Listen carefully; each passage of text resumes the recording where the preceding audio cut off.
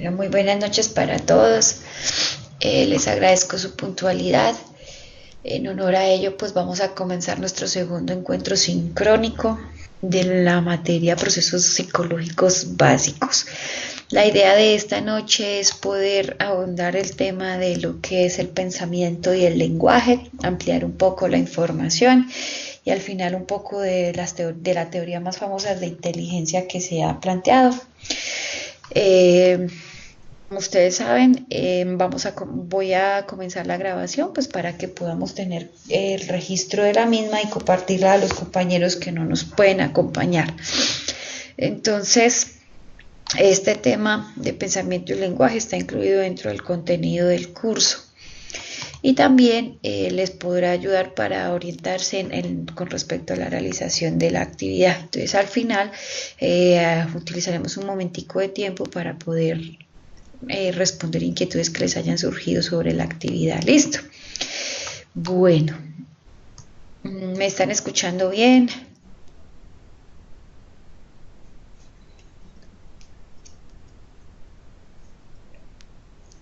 Ok, listo. Entonces, bueno, comenzamos con el tema del pensamiento. El pensamiento dice que el pensamiento es un proceso superior. Un proceso superior que no está específicamente vinculado a una parte anatómica y funcional del cerebro, sino que está distribuido en todo lo que es sistema nervioso. Entonces, en el sistema nervioso central, ¿eso qué implica? Que se habla que es un proceso de integración neuronal y de funciones ejecutivas que tiene la persona, que tenemos cada una de las personas. Y es esa manipulación de representaciones mentales de información. ¿Qué quiere decir eso de representaciones mentales? Que a medida que nosotros escuchemos un sonido, una palabra o cualquier tipo de información que venga que captemos desde los sentidos, que venga del medio externo, podemos darle una imagen y a partir de eso hacemos representaciones mentales de ese tipo de datos. Entonces esa representación la transformamos en una nueva y diferente forma que nos va a generar para cada uno de nosotros un sentido.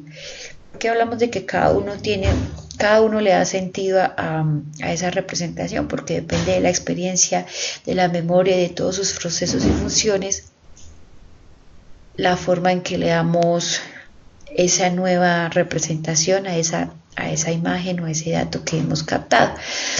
Esa nueva forma de información nos sirve para responder a una pregunta, un cuestionamiento, resolver un problema o alcanzar una meta. Un segundo.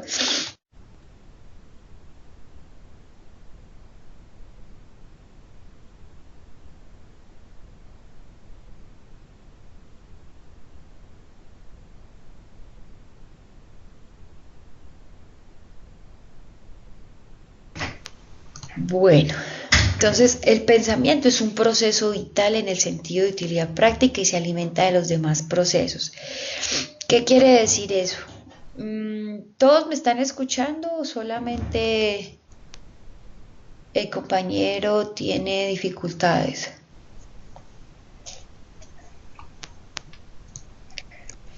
Una recomendación, pues como para hacer pues con el respeto que cada uno se merece de ser tratado con su nombre y también me comprenderán que no comprendo, no me he guardado todos los nombres, pues para la siguiente sesión o para futuras sesiones o con sus otros profesores, pues identificarse con su nombre y con su apellido para poderlos tratar como corresponde. Listo. Eh, segundo.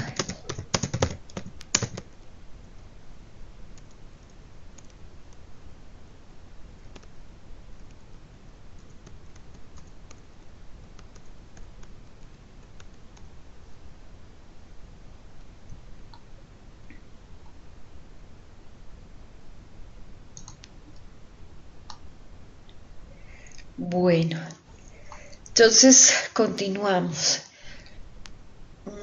Se dice desde los estudios biológicos, fisiológicos, neurológicos y psicológicos que los lóbulos prefrontales se encargan de asociar la información y toda la programación de la actividad motora, las respuestas, la inhibición de las respuestas inmediatas, la abstracción de solución de problemas, que sería uno de los procesos, dos de los procesos implicados en el pensamiento, la adecuación de la conducta a las normas sociales y la reorientación del comportamiento de acuerdo a respuestas comportamentales, por así decirlo.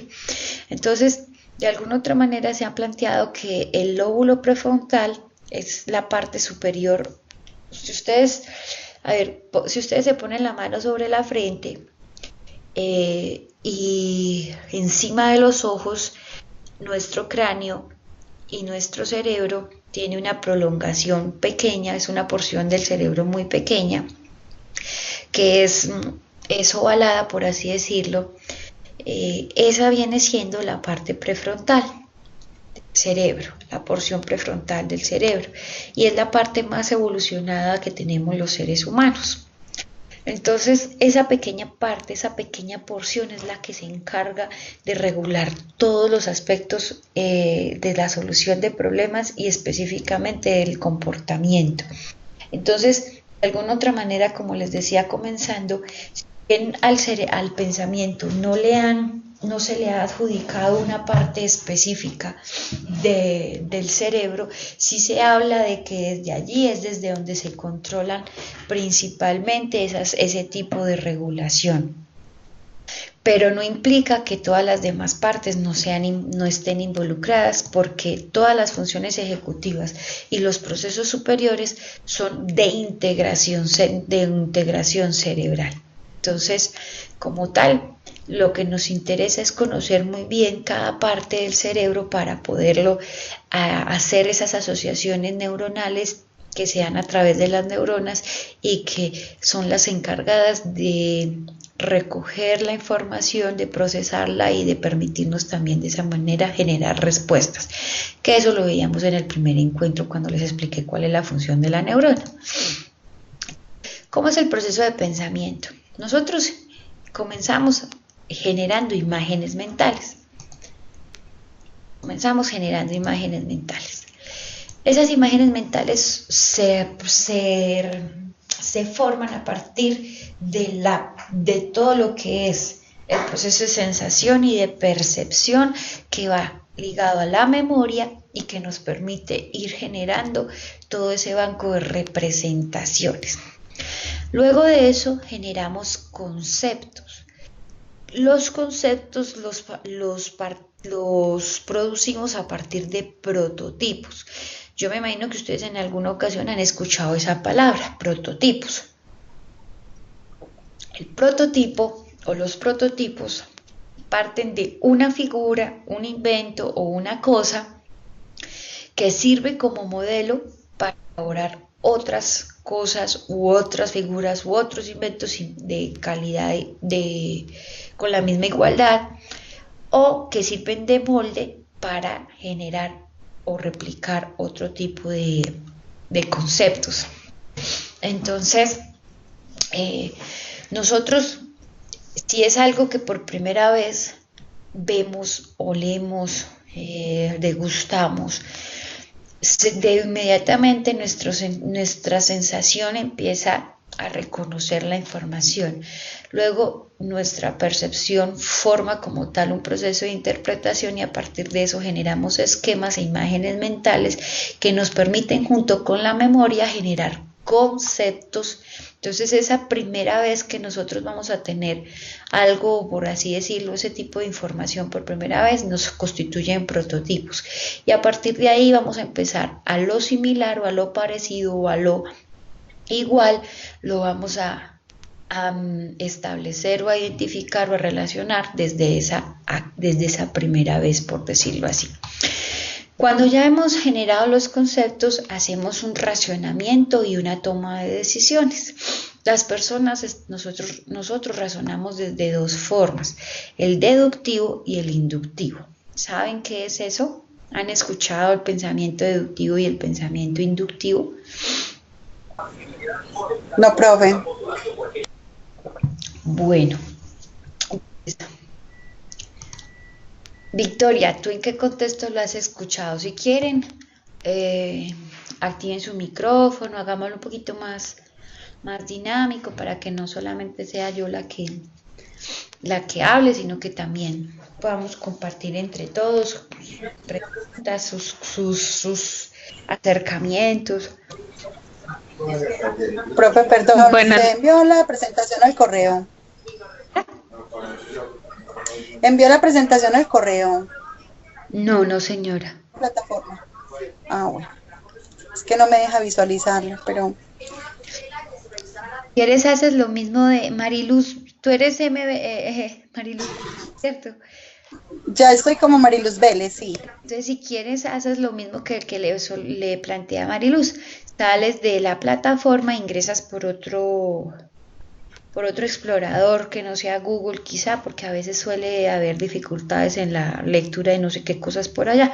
Entonces, es importante que mirar de pronto por Explorer o por Mozilla, a ver si entras, si te permite ver la presentación.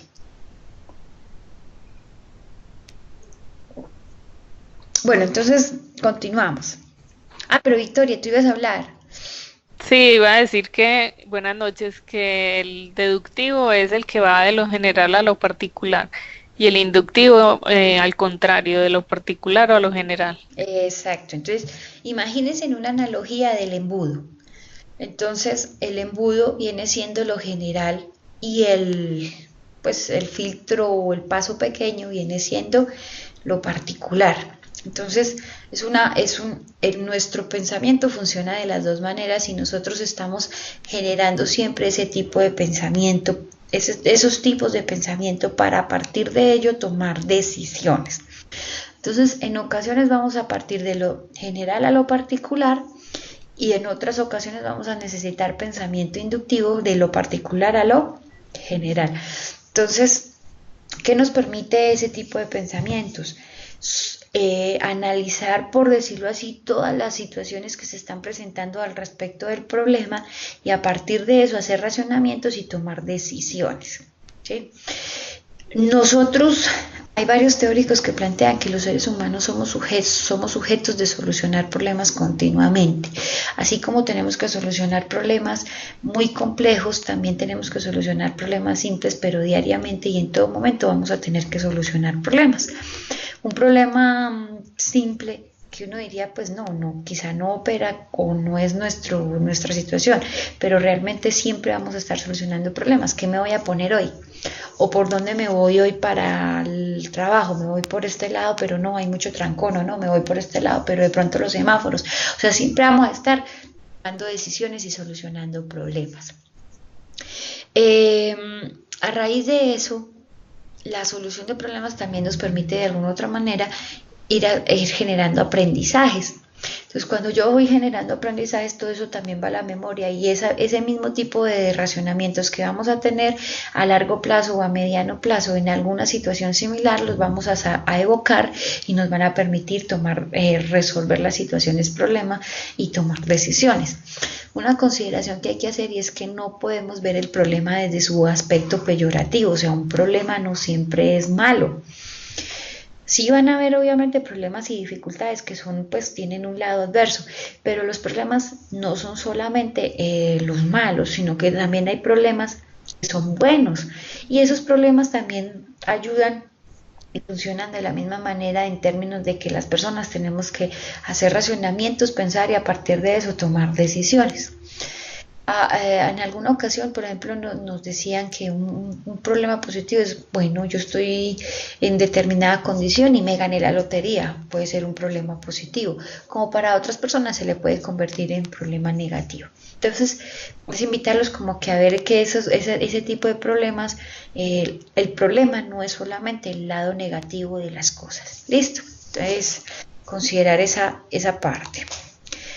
Entonces también nosotros a partir de eso hacemos, en ese racionamiento funcionamos desde silogismos. Yo creo que a los que nos tocó ver filosofía en el colegio o en algún lado de nuestro proceso, incluso desde aquí, desde la universidad en pensamiento crítico, quizá también han visto este aspecto. Nosotros funcionamos también de alguna otra manera desde silogismos. Entonces les pongo dos ejemplos. Partimos de premisas, todos los hombres son mortales. La premisa 2, Sócrates es un hombre. Entonces la conclusión es que Sócrates es mortal. Silogismo, el segundo ejemplo, todas las personas son buenas. Hitler era una persona. Entonces la conclusión sería que ¿qué? Pues ya la historia nos ha demostrado pues que no era tan buena. Pero sin embargo de que depende nuestra forma de razonar desde silogismos, desde la experiencia que hemos tenido, es decir, desde los aprendizajes y desde lo que hemos almacenado en la memoria, desde nuestros aspectos morales, desde los valores y desde las expectativas que tenemos como seres humanos. ¿Qué nos permite esos aspectos? Analizar la información, tomar decisiones y responder. ¿Sí? ¿Voy bien? ¿Me están escuchando? ¿Todo claro?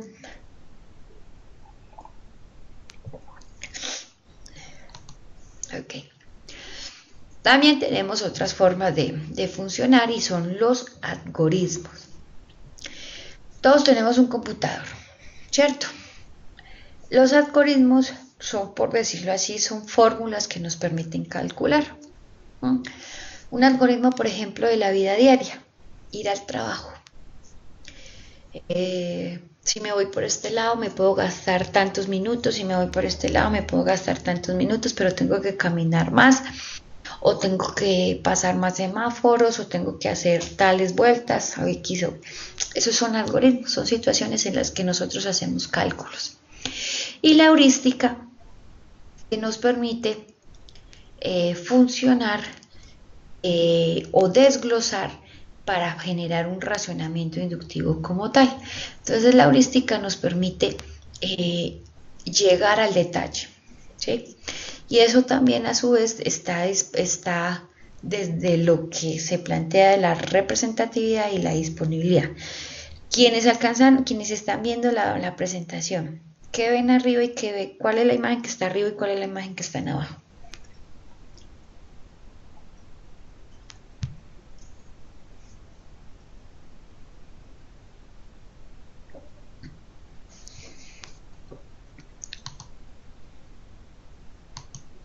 ¿Me están escuchando?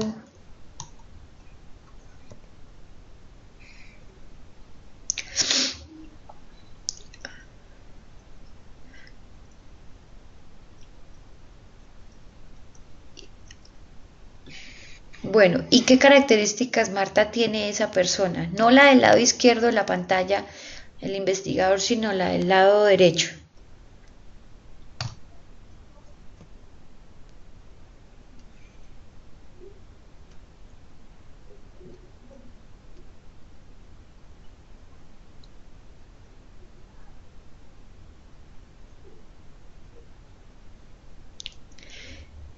Bueno, sí, quizá de pronto la imagen me quedó muy pequeña. Pero en realidad es un ladrón, ¿sí? Entonces, es un ladrón bueno, el ejemplo a lo que yo quería presentarles es que, ¿qué hace que, digamos, establezcamos que es un ladrón? Pues las características del vestido y porque de alguna otra manera siempre en los medios, en las caricaturas, en otro tipo de información nos han mostrado los ladrones con determinadas características. Y la disponibilidad interna de lo del avión que nos permite como tal analizar la imagen desde lo que tenemos a la mano, por así decirlo, de lo que el medio nos está mostrando. Bueno, sí, me falló la imagen para poderles explicar, pero bueno. Tipos de pensamiento. Tenemos varios tipos de pensamiento. Tenemos el pensamiento convergente, divergente, inductivo, deductivo, sintético, analítico, crítico, creativo y tradicional. Entonces, el convergente, ¿qué nos presenta? El problema enfrentado solo puede tener una solución efectiva y dicha solución es conocida por el sujeto. Entonces yo les pongo el ejemplo de las tablas de multiplicar. Nos ponen las tablas de multiplicar y nosotros ya sabemos cuál es la solución, ¿sí? Eso es un problema convergente. Un problema divergente es que el tipo de solución, el tipo de pensamiento sea cuando el problema se puede permitir múltiples soluciones acertadas. Entonces, por ejemplo, el listado de posibles usos de un elemento como un ladrillo. Entonces uno diría el ladrillo sirve para construir una casa, pero no necesariamente sirve para una repisa, para una matera. Tiene múltiples usos ese elemento. Entonces divergente de alguna otra manera también carga la palabra múltiple o diferente. El pensamiento inductivo es el proceso en el que se razona partiendo de lo particular para llegar a lo general. El deductivo parte de categorías generales para hacer afirmaciones sobre los casos particulares. Entonces el inductivo es esa parte pequeña del embudo y el deductivo es esa parte pequeña, esa parte gruesa, de lo grueso hacia lo pequeño y el inductivo de lo pequeño hacia lo grueso. El pensamiento sintético opera cuando el sujeto quiere reducir el tamaño de los objetos, precisamente es por decirlo así, sintetizar o resumir, pero esos procesos que está conociendo, ese procesamiento que hace para reducir el tamaño permite condensarlos e incorporar los elementos más importantes de cada segmento. Entonces, por ejemplo, el pensamiento sintético es una de las cualidades o una de las competencias que debemos tener como psicólogos, porque no siempre podemos tener esa capacidad de hacer un gran almacenamiento de información y necesitamos reducir toda la información que tenemos, analizarla y sintetizarla, ¿sí? Entonces, por ejemplo, realizar un resumen de un texto. Cuando ustedes, sus profesores les dicen, no, van a hacer un ensayo. Entonces ustedes en ese ensayo están poniendo a funcionar su pensamiento sintético. El pensamiento analítico se ocupa de descomponer el todo en sus partes para identificar en cada una de ellas la mayor cantidad de detalles posibles. Entonces, les pongo el ejemplo de hacer una evaluación del clima, de una situación o de una cosa. Entonces, ¿ustedes qué hacen? Digamos, por ejemplo, ustedes van a salir de su casa y se enfrentan en que hay 3 días para ir de su casa al trabajo. Entonces ustedes tienen que hacer el análisis de cada uno de esos componentes para saber qué ruta tomar. El pensamiento crítico es un pensamiento que se aplica fundamentalmente sobre las soluciones desarrolladas por otros. Entonces, por ejemplo, ustedes ante un texto que se les está presentando, ustedes ponen en funcionamiento su pensamiento crítico para poder también determinar en gran parte su opinión, su pensamiento, su análisis, esa capacidad de síntesis que necesitan tener. Entonces, por eso se dice que se aplica fundamentalmente sobre soluciones desarrolladas por otros. Y el pensamiento tradicional, que es un tipo de pensamiento que se utiliza,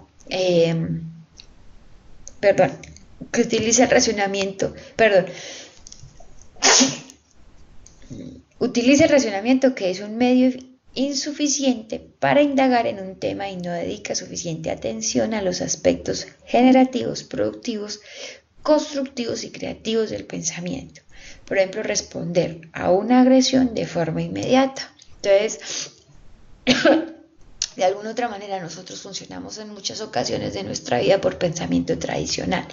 La idea, por lo menos en la formación de psicología, la formación como psicólogo, es que ustedes empiecen de alguna otra manera también a plantear y a revisar y a fomentar esas formas de pensamiento diferentes que no se basen en lo tradicional, porque si nos quedamos en el pensamiento tradicional vamos a convertirnos, por decirlo así, en sujetos de respuesta ante un determinado estímulo, pero no vamos a tener esa capacidad de analizar. Entonces es como esa invitación también, muchachos, a revisar esa forma en que pensamos. ¿Qué hacemos para solucionar problemas y para llevar a la práctica ese pensamiento? ¿Voy bien? ¿Me están escuchando?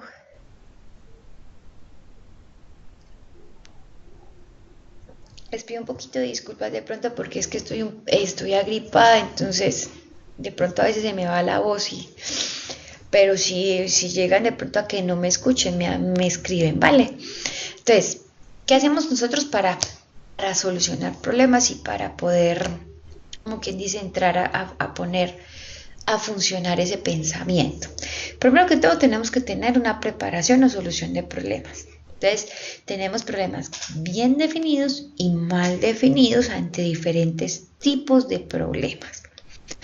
¿Cuáles son los tipos de problemas que nos plantea la vida diaria? Problemas de ordenación, de inducción de la estructura y problemas de transformación. Un problema de ordenación es, por ejemplo, las tablas de multiplicar, una operación matemática, son cálculos o aquellos aspectos que necesitan ser ordenados, como dice su palabra. Entonces requiere la organización de un grupo de elementos con el fin de satisfacer un determinado criterio. ¿Qué es lo que tenemos? Por ejemplo, necesitamos ordenarnos de mayor a menor. Listo, entonces, ¿cuál es nuestro criterio de ordenación? De mayor a menor. Entonces, un problema nos permite, desde la ordenación, darle un sentido lógico y a partir de eso, por determinado criterio o determinado aspecto, ordenarlo o clasificarlo. Los problemas de inducción de estructura son aquellos que la solución requiere descubrir relaciones existentes entre elementos presentados de modo que se construya una nueva relación entre ellos. Entonces yo les pongo un problema. ¿Cómo solucionaría el conflicto que hoy vive en Irak? No nos podemos quedar solamente con el tema, por ejemplo, de lo que nos muestran las noticias, que es el conflicto armado y Estados Unidos disparándole a todo el mundo y los fundamentalistas o el Estado Islámico o todo lo que es ISIS disparándole a todo el mundo. No, hay que entrar a mirar otro tipo de elementos y descubrir esas relaciones que están presentándose entre todos el conjunto de situaciones y el conjunto de elementos que hacen parte de esa problemática para poder inducir la estructura en que se nos presenta el problema. Y tenemos problemas de transformación. Yo creo que alcanzan a ver la imagen, que son problemas en los que se resuelven utilizando diferentes métodos con el fin de transformar un estado inicial. Entonces todos hemos jugado, por ejemplo, Jenga, hemos jugado esos triangulitos que hay que ordenarlos, los juegos de análisis que yo les pongo en las imágenes, cómo sacar el aro sin tener que sacarlo de la madera o sin tener que romper. Entonces es cómo resolvemos esas situaciones empleando diferentes métodos. Entonces fíjense que nuestra vida diaria son tres problemas, son tres formas de problemas. ¿Cómo voy a mi trabajo? Me va a implicar una solución de problemas desde la ordenación, desde la estructura y desde la transformación. Entonces, cosas que nosotros podemos ver tan simples en la vida diaria se nos convierten realmente en problemas. Es que de hecho su naturaleza es problemática. Vuelvo y le repito, no significa que sean patológicas los problemas o en el sentido peyorativo o descalificador de un problema, sino que somos seres de solución de problemas. Entonces, después, ¿qué tenemos que hacer? Solucionamos, generamos soluciones o producimos soluciones. Y eso normalmente se hace a partir de ensayo y error. Por ejemplo, yo aprendí que si hago esto, obtengo esto, entonces, pero no tuve que hacer una deducción ni un análisis, pues, sino que fue por ensayo y error que aprendí eso. No están viendo la presentación. ¿Quiénes tienen dificultades? Porque, hermana, si quiere, pruebe salir de la sala y vuelva a entrar, pero por otro explorador. No por Google, sino entre por Mozilla o por Explorer. Voy a intentar entonces, profe, por Explore, porque estoy en Mozilla. Ah, ok, voy a volver a cargar la presentación a ver. Gracias, profe.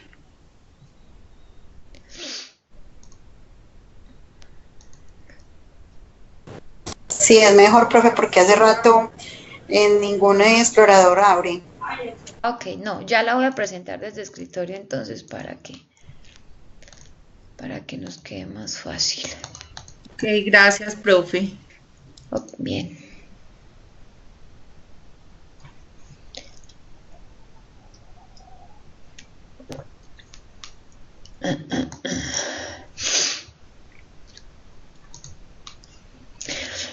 Bueno, eso sí, como voy a presentar mi escritorio, lo que me escriban, si no lo voy a poder ver, listo. Entonces, pero a continuar. Ay, sí se deja ver. Ya ven. Sí, señora. Ok, entonces continuamos. ¿Cómo producimos Ensayo y error. o generamos soluciones? Ensayo y error y análisis de medios y fines. ¿Qué será el análisis de medios y fines? Si yo hago esto, puedo llegar a determinado aspecto. Entonces, cruzar el río, varios medios. ¿Y cuál es mi fin? Cruzar el río, ¿cierto? Los medios. O sea, el proceso por el que se hace. O la forma como se hace, ¿no? Entonces, el puente, una balsa, nadando. Las submetas. Las submetas, de alguna otra manera, implican pequeños pasos que se dan para llegar a producir la solución de esa problemática. Entonces, por ejemplo, una submeta, yo tengo que solucionar un problema y el problema es matemático. Entonces, la submeta es que yo entienda, yo me tengo que aprender las tablas de multiplicar. Lo primero que tengo que aprender de las tablas de multiplicar es mínimo sumar, ¿sí o no? Antes de aprender a multiplicar, nosotros debemos saber sí o sí sumar. Entonces, es una submeta. Y el insight, que es, no sé si ya habrán escuchado esa palabra, que la van a encontrar mucho dentro de psicología. El insight es como ese propio proceso que hace uno de autorreflexión o de autorreconocimiento de lo que puede llegar a ser. Ese insight nos va a permitir como, no entra a ser como como sexto sentido, no llega hasta allá, pero sí es como esa intuición, por decirlo así, o ese reconocimiento propio que nos permite, yo lo voy a hacer así, punto, listo, y salió. No necesariamente es un ensayo y error, entonces aquí hay que tener como esa diferencia. Entonces, un poquito. Yo tengo que identificar o saber qué tipo de problemas tengo. Tengo que producir o generar soluciones para a partir de ello establecer juicio o evaluar las soluciones. Entonces, ¿cómo yo sé que esa solución me sirve o no me sirve? Sabiendo conociendo la idoneidad, ¿me sirve o no me sirve? ¿Sí? Es factible, es posible, es realizable, tengo recursos, no tengo recursos. Entonces yo evalúo si esas soluciones que planteé me sirven o no me sirven y las ejecuto. ¿Sí? Entonces yo sé cómo aprendo y llevo a mi memoria que una determinada solución me sirvió o no me sirvió, ejecutándola. Si el resultado fue exitoso, muy seguramente se tenderá a repetir. Si el resultado no fue tan exitoso, se tenderá a extinguir. Pero no significa que yo no haya aprendido y no haya mandado a mi memoria los tipos de solución que yo planteé. Claro, voy bien, me están escuchando. Sí, profe. Sí, profe, qué pena con usted, profesora, que me puede repetir un poco el concepto de insight.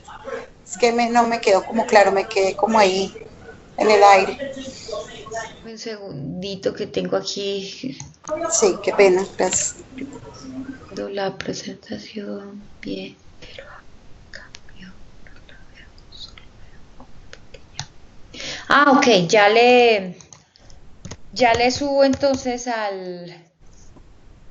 al Zoom para que puedan leerla bien, ¿vale? Sí, señora. Permítame entonces un segundo, le subo.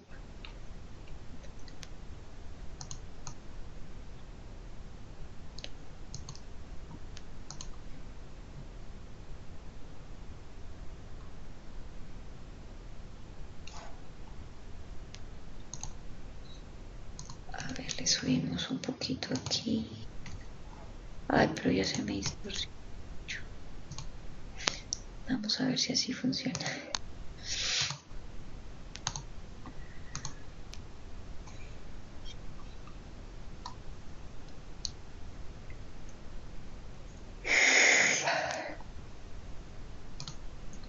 Ahí ya la ven un poquito más grande.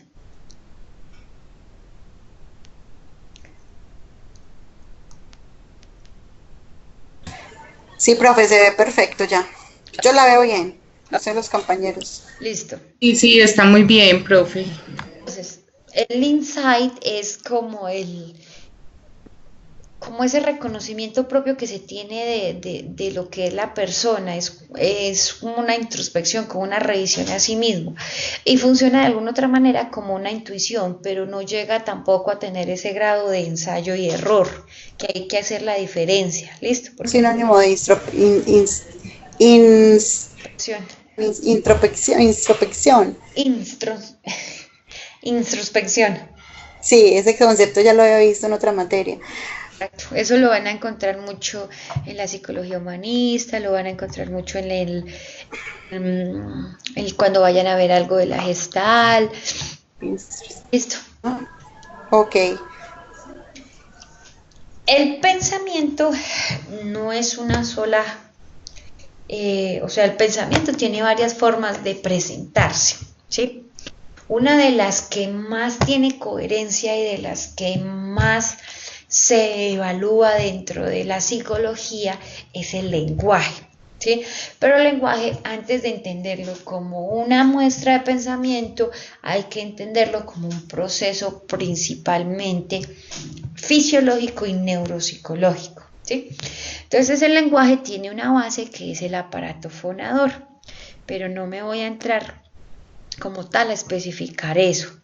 ¿Por qué? Porque fisiológicamente el lenguaje tiene, o sea, el lenguaje es como, el aparato fonador es como la caja de resonancia donde se va a producir el lenguaje, pero realmente el lenguaje viene más allá del aparato fonador, ¿sí?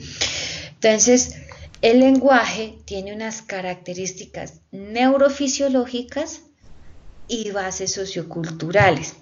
¿Por qué se dice que bases socioculturales y neurofisiológicas? Porque el lenguaje de alguna otra manera ha cumplido un papel de humanización y el lenguaje es una de las cosas que nos diferencia, junto con el pensamiento racional, es lo que nos diferencia, por ejemplo, de los animales, ¿sí? Es una expresión del pensamiento, por eso les decía que dentro de psicología una de las cosas que vamos a analizar mucho es cómo se presenta el pensamiento a partir de lo que el lenguaje expresa, ¿sí? Y eso lo van a ver ustedes mucho cuando vean psicopatología, cuando vean, por ejemplo, análisis o examen diagnóstico, en exámenes clínicos o algo así, porque ustedes tienen que entrar a revisar cómo la persona está hablando y cómo habla es una expresión de ese pensamiento. Es un vehículo del aprendizaje en cuanto te da formas de saber si aprendiste o no aprendiste y de lo que aprendiste te está cómo se refleja la memoria y permite los relacionamientos. Si nosotros no tuviéramos el lenguaje verbal y no verbal, tendríamos un relacionamiento bioquímico como por ejemplo el de los animales, a partir de olores, de determinados comportamientos, de determinadas formas y estructuras fisiológicas. Entonces, el lenguaje es una de las formas que nos permite a nosotros como humanos relacionarnos. Así o sea, sí existen diferentes tipos de lenguaje que principalmente son dos, no verbal y verbal. ¿Listo? Entonces, el lenguaje, a diferencia del pensamiento, sí tiene unas especificaciones dentro de lo funcional del cerebro, dentro de la anatomía. Pero vuelvo y le repito, todos son procesos integradores, ninguno puede verse como una parte aislada, sino que son procesos que se integran. Entonces yo, por ejemplo, el lenguaje lo puedo ubicar dentro de la corteza cerebral, que es la que recibe, procesa y elabora la información y pone en marcha todos los procesos como la atención y la memoria. ¿Sí? Tengo también el área social y afectivo, que implica comunicarse con otras personas, que está muy relacionada con el lóbulo prefrontal. Tengo los órganos fonoarticuladores, que se encargan de la articulación de los sonidos y la adecuada expresión verbal, que está muy relacionada con el lóbulo parietal y el lóbulo temporal. Y tengo la parte auditiva, que se encarga de toda la percepción auditiva adecuada y comprensión del lenguaje, que está especificado en lo temporal. Profe, Dime. qué pena, una pregunta. Cuando hablamos del tema del lenguaje, que sé que pues que tú lo enfocas mucho como desde el pensamiento, entonces ¿qué participación o qué interacción tiene el tema de la emoción? Es decir, si tú dices que el lenguaje viene más que todo el pensamiento, ¿la emoción no está influyente también ahí? ¿O la emoción no tiene nada que ver? La emoción funciona como, por decirlo así, una partecita mínima dentro de todo lo que es el proceso en el lenguaje, porque digamos, por ejemplo, tú tuviste un trauma Ujú. significativo y eso le genera un mutismo. No solamente el hecho, sino que también viene un tema, por ejemplo, de la vivencia de la emoción. Pero no significa que haya un daño en el aparato fonador. Dentro de las características que funcionan como activadores.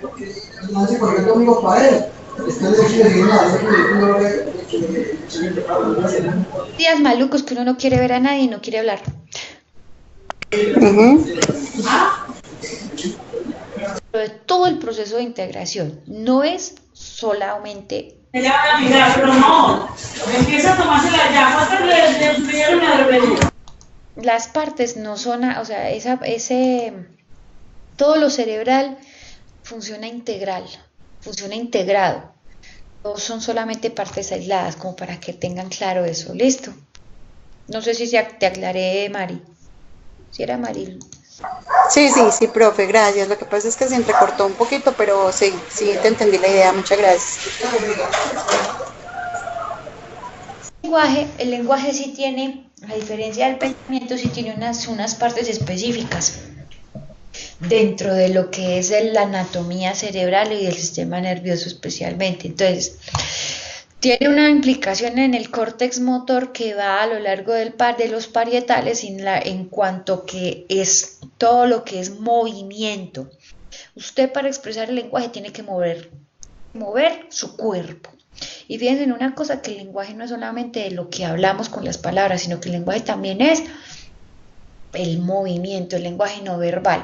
Usted puede decir, estoy contento, pero si su cara, su expresión corporal, todo no está acorde a lo que usted está diciendo, su lenguaje no verbal también está hablando, ¿sí? El área de Wernicke y el área de Broca son áreas que se encargan, una de la comprensión y la otra del procesamiento. Entonces, y el córtex auditivo y el córtex visual. El córtex auditivo se encarga, pues, de recoger toda la información auditiva, y el visual todo lo que entra por los ojos. Entonces, por ejemplo, yo, para hacer un proceso lector, en este momento yo estoy leyendo las diapositivas, estoy mirando las diapositivas, entonces está trabajando mi lóbulo occipital desde el córtex visual, está trabajando mi córtex auditivo desde lo que yo mismo estoy escuchando y lo que estoy procesando en la información, para generar con esas imágenes, hacer unos grafemas y desde esos grafemas darle un sentido y poder producir palabras. Que eso implica que el área de Broca y el área de Wernicke me generen tanto comprensión como procesamiento de información, que está expresado en lo que yo estoy hablando. Y para hablar yo necesito mover mi boca, ¿sí?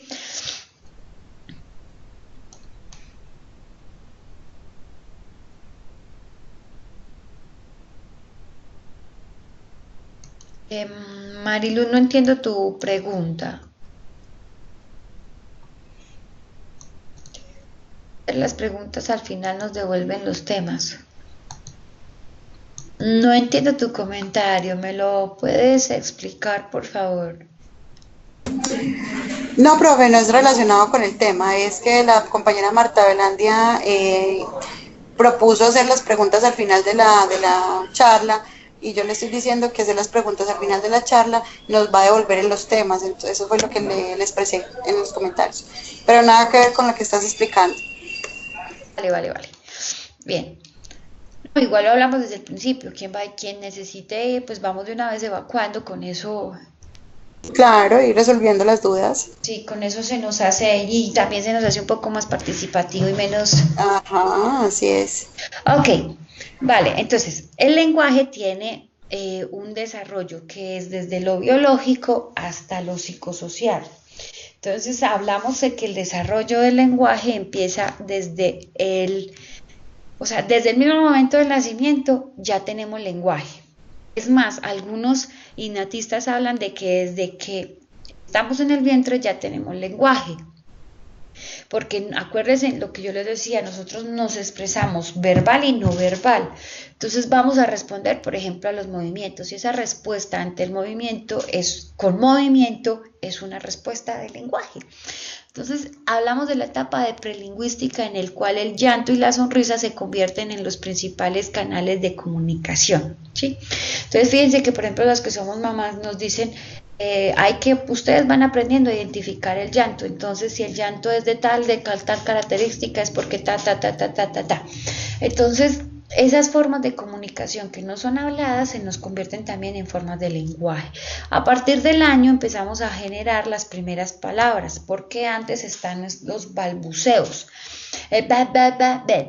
Ma, pero no hay como tal una lógica de articulación de que ma signifique mamá o que pa signifique papá, sino que es una lógica, es una reacción que el aparato fonador está generando a partir de determinada estimulación.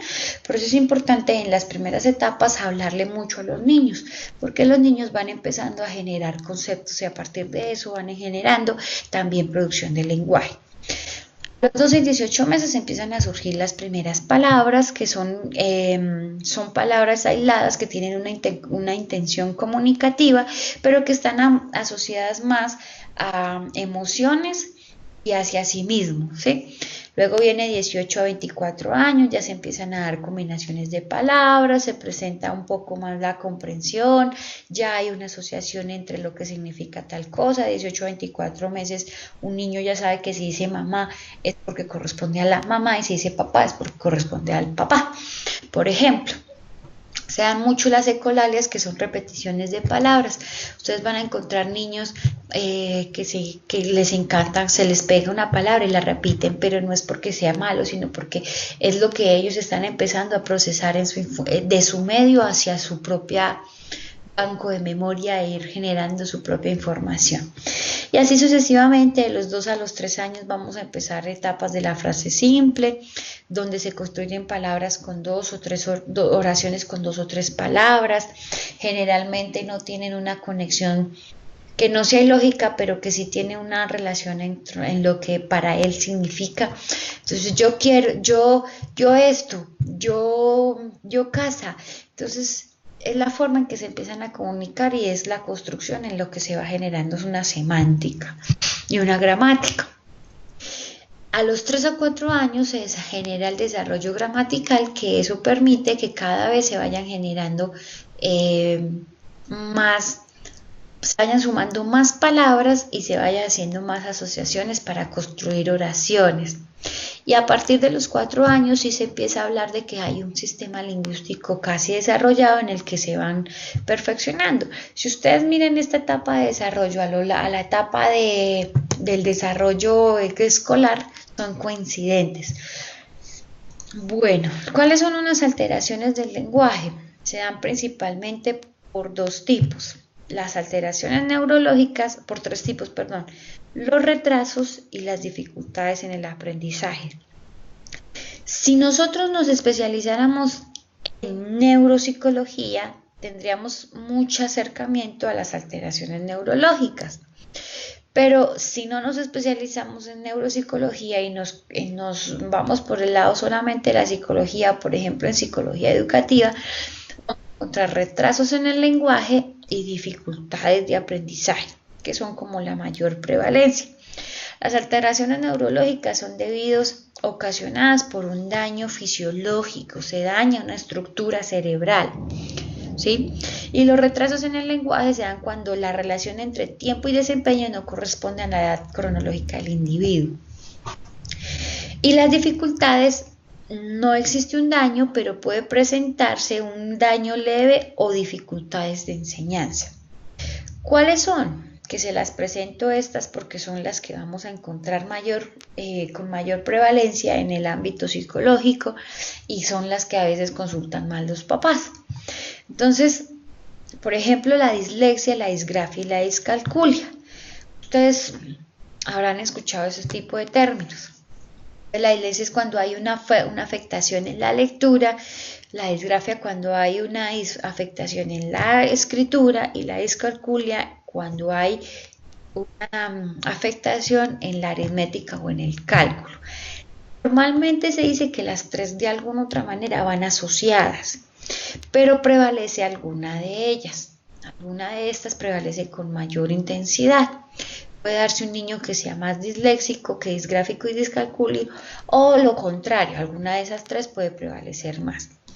Yo les recomiendo hay una película que es muy bonita, es hindú, que el nombre es tan raro que ahora no me acuerdo. Ahorita se lo busco y se los pongo. Presenta mucho el tema de cómo es el universo de un niño disléxico, discalcúlico y disgráfico y cómo a veces en las aulas se nos presentan niños con este tipo de dificultades y los tratamos o los presentamos como hiperactivos o como retrasados. Y es porque de pronto el sistema de enseñanza o el sistema de aprendizaje de los niños no es el más adecuado y tienen este tipo de alteraciones. Entonces es como para sensibilizarlos un poco al respecto. Preguntas hasta el momento. ¿Todo bien? Ok, ¿vamos bien? Profe, todo muy bien. Vale. Entonces, planteamos nuestro tercer tema de la noche y ya va pues para cerrar, porque encuentro ahorita también de otra materia, es las inteligencias. La inteligencia es definida como esa capacidad que tiene la persona para resolver un problema, ¿sí? No es la cantidad de conocimiento, sino es la capacidad de que el conocimiento que tiene le sirva para resolver un problema. Una de las teorías que más ha tenido pues auge, renombre y que se ha trabajado más dentro del contexto psicológico y últimamente tiene mucho campo de acción, por así decirlo, la teoría de las inteligencias múltiples de Gardner. Entonces, se basa en diferentes tipos de inteligencia en las que las personas nos movemos y de alguna otra manera alguna de esas inteligencias predomina y expresa la capacidad que tenemos para resolver problemas. Habrán muchos individuos que se encasillen en un determinado pues aspecto de estas inteligencias, pero de alguna otra manera todos las tenemos implícitas. Entonces, por ejemplo, la lógica matemática, pues es esa inteligencia que les permite a las personas resolver cálculos aritméticos, cálculos de la vida diaria. Entonces, por ejemplo, vamos a encontrar profesores de matemáticas, ingenieros, físicos, todas aquellas disciplinas o áreas que van a implicar la aritmética y el cálculo. La inteligencia musical, pues compositores, escritores de música, cantantes. Yo digo que por ejemplo los reggaetoneros no tienen ese tipo de inteligencia, pues porque no tienen mayor desarrollo dentro de esa escritura y dentro del canto, pero bueno, se aplica. La visual espacial, que implica todo el tema de relación, la orientación entre lo que es mi espacio y el espacio exterior. entre el ambiente, cómo yo me muevo y cómo me oriento. La naturalista, que también es llamada ambientalista, pero ojo, no hay que confundir el ambientalista, que es aquella persona que protege el ambiente con este tipo de inteligencia, sino son aquellas que se relacionan mucho con el medio, les queda muy fácil relacionarse con el contexto, con el ecosistema. Entonces encontramos, por ejemplo, las personas que les gusta la biología, el campo, la química, todo aquello que es esa relación propia con lo natural. La corporal sinestésica, entonces, por ejemplo, los bailarines, coreógrafos, las personas que trabajan en temas que impliquen contacto, que impliquen movimiento, digamos, una persona, por ejemplo, un profesor de educación física, algo así, tiene este tipo de inteligencia.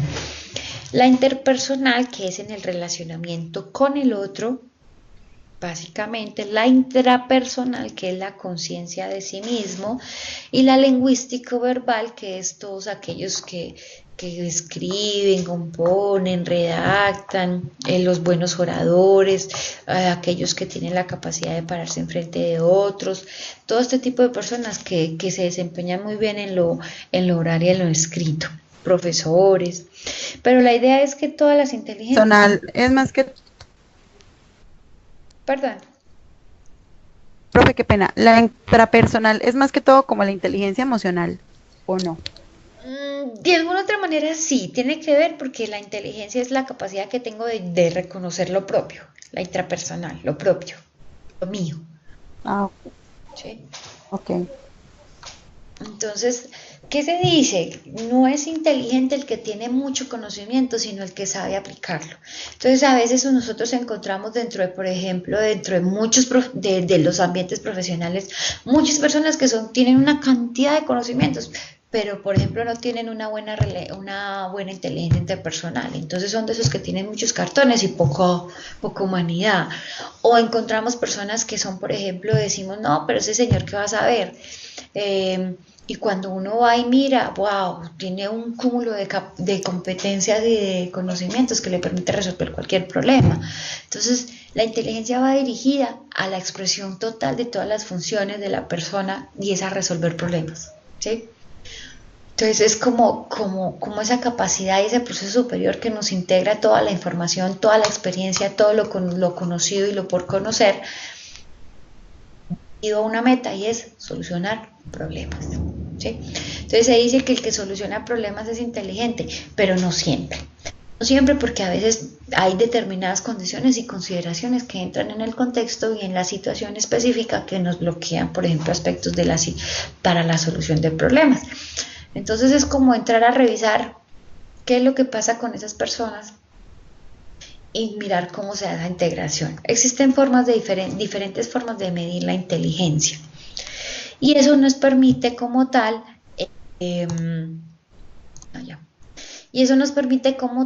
entrar a movernos dentro de nuestro contexto, dentro de nuestra vida diaria y poder así tomar decisiones. Les decía desde el principio, somos seres de solución de problemas, somos seres desde lo más pequeño hasta lo más grande, somos seres de solución de problemas, todos los días se nos presentan un problema. ¿Listo? ¿Tienen alguna pregunta? Profe, no, todo muy, muy claro. Esa presentación no la puede compartir, profe, Sí, porque estoy viendo que las grabaciones no están quedando con la imagen. como completa, sí. Entonces sí, yo se las mando, pues como les mandé la otra ahí abajito de la grabación, les mando las diapositivas, ¿vale? Tengan en consideración, muchachos, que estas presentaciones tienen una restricción en cuanto a que son de uso exclusivo para el proceso académico, ¿listo? Ok.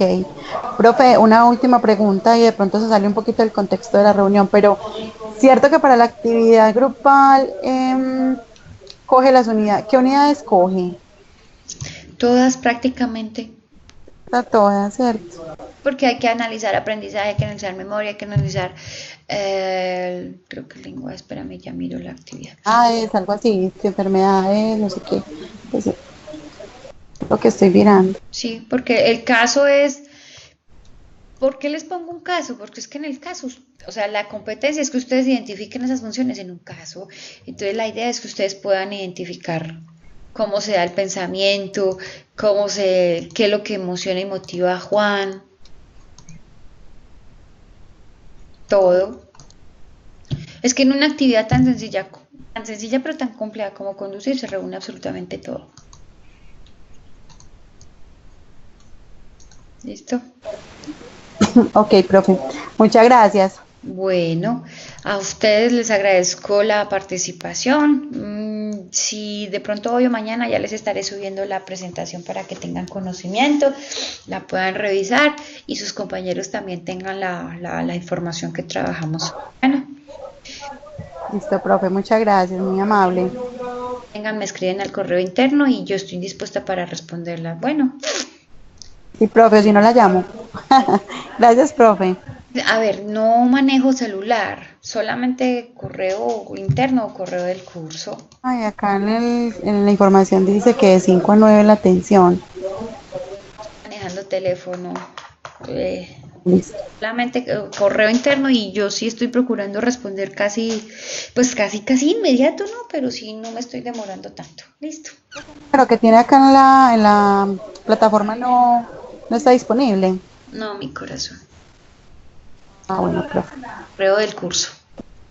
Institucional, mi correo institucional es.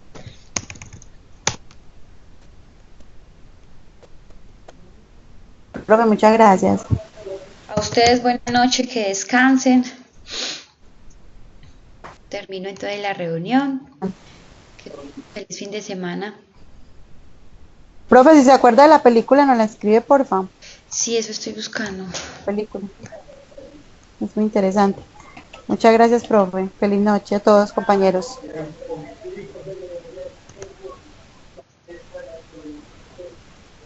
Buenas noches. Estrellas en la Tierra se llama.